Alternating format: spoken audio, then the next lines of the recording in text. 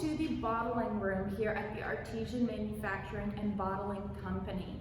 All the machines in this room represent the different type of machinery that would have been used here in the factory in the late 1800s and early 1900s.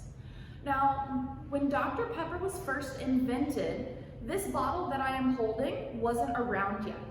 Bottles were all different shapes and sizes with different types of closures that weren't really effective. They would leak, and sometimes because of the carbonation in the bottles would explode. But in 1893, a man named William Painter invented this right here. We call this the crown bottle cap because it looks like a little crown. And it was the most effective way to seal in that beverage and have it not leak.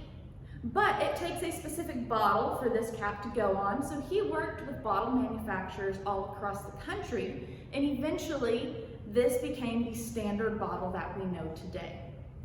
Now, to fill up this bottle, we would use the water from our well that would come down from the 3rd floor, make a stop on the 2nd floor where it would be made for syrup.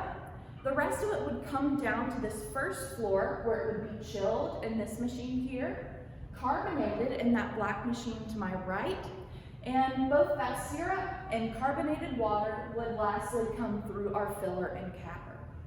Now, a bottler at this time would do the whole process by hand. They would take their bottle and use this spigot to fill up about an inch of syrup. I say about because they weren't measuring it at this time. They would fill up the rest of the bottle using this spigot here, which would be that carbonated water. And the syrup and water were not mixed yet, but first they had to cap it. So they would put their crown bottle cap right up here where it would be held in place by a magnet, set the bottle underneath, and use this foot pedal underneath to crimp that cap down. Now at this point they would end up with something very much like this.